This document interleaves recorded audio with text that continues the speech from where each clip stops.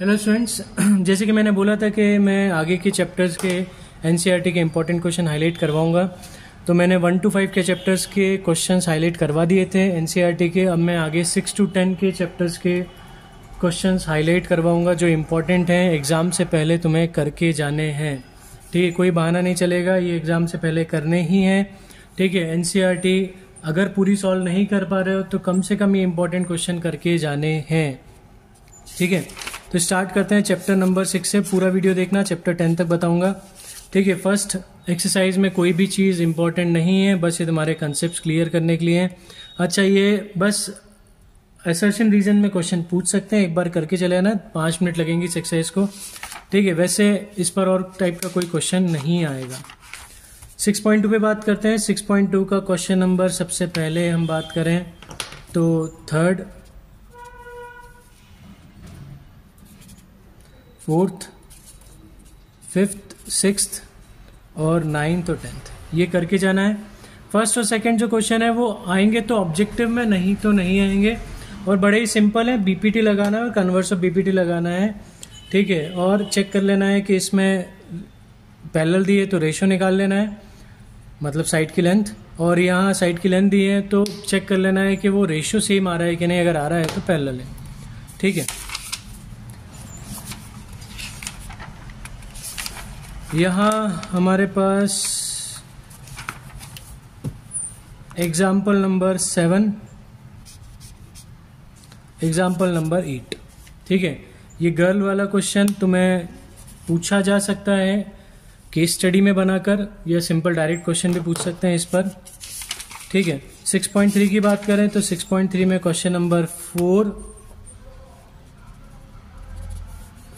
5, 6, 8, 10, 12, अच्छा 14 पूछ चुके हैं 2024 में, तो अब चांसेस वैसे कम है। ठीक है, तो 11 और 13 ठीक है करना। 14 भी कर लेना एक बार, पर उसके चांसेस कम है इस बार। इसमें अब सारी एक्सरसाइज डिलीटेड हैं, तो हम अब चैप्टर नंबर 7 पर कोऑर्डिनेट ज्योमेट्री पे बात करते हैं। तो कोऑर्डिनेट ज्योमेट्री का क्वेश्चन नंबर एग्जाम्पल नंबर 3। ठीक है, ये तुम्हें केस स्टडी में बनाकर वो पूछ सकते हैं। एग्जाम्पल नंबर 3 इम्पॉर्टेंट है, एग्जाम्पल नंबर 4 इम्पॉर्टेंट है, एग्जाम्पल नंबर 5 इम्पॉर्टेंट है।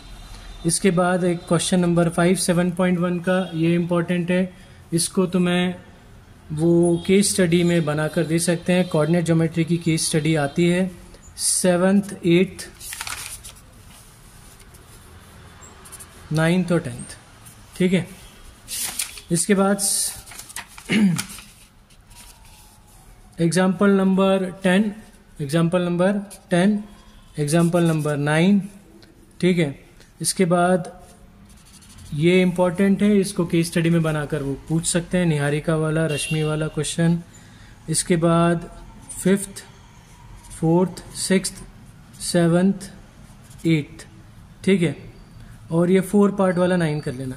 इसमें पर ज़्यादा इम्पोर्टेंट तुम्हारा 6th क्वेश्चन है और 8th क्वेश्चन है और 5th क्वेश्चन। ठीक है, अगर और सिलेक्टेड करना है तो 5th, 5th, 6th और 8th और ये 3rd क्वेश्चन करना है। ठीक है, इम्पॉर्टेंट है। इसके बाद सब डिलीटेड हैं। चैप्टर 8 पे बात करते हैं। चैप्टर 8 के इम्पॉर्टेंट क्वेश्चन ट्रिग्नोमेट्री के। एग्जाम्पल 4, एग्जाम्पल 5, इसी तरह से 4th क्वेश्चन। ठीक है, 6th, 9th और 8th।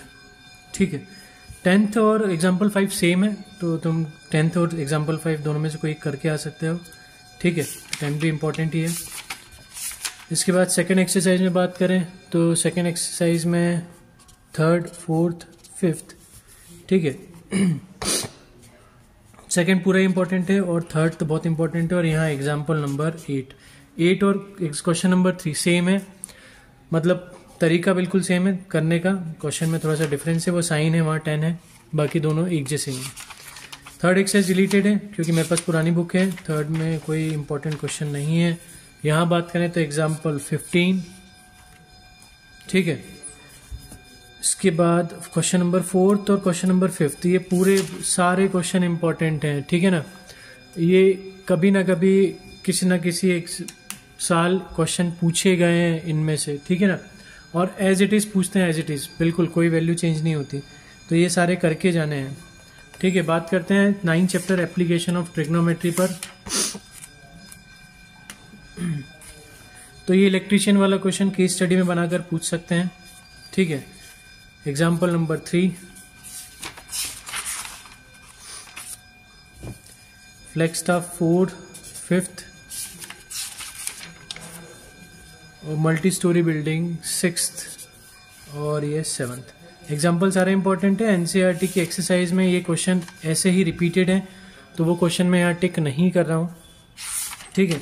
ये कॉन्ट्रैक्टर वाला क्वेश्चन कर लेना है, ये केस स्टडी में पूछ सकते हैं, स्लाइड वाला, ठीक है। इसके बाद 2 पोल्स, ये लाइट हाउस वाला क्वेश्चन, ठीक है। काइट वाला क्वेश्चन, स्टैचू वाला क्वेश्चन, और ये 14 और 15 ये क्वेश्चन करके जाने हैं। 10th चैप्टर की बात करें सर्कल्स की, तो फर्स्ट एक्सरसाइज में तो कुछ इंपॉर्टेंट ज़्यादा नहीं है, ठीक है।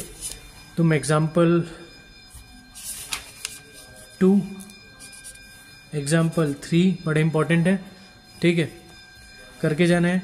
फर्स्ट सेकंड थर्ड कर लेना, ऑब्जेक्टिव क्वेश्चन इस टाइप के पूछ सकते हैं। 6th 7th 8th 9th, ठीक है। वैसे तो अभी ये सारे इंपॉर्टेंट है, 10 11 12 13, ठीक है। एनसीईआरटी के क्वेश्चन डायरेक्ट पूछ लेते हैं बोर्ड एग्जाम में, तो ये एनसीईआरटी के सारे क्वेश्चन तुम्हें करके जाने हैं।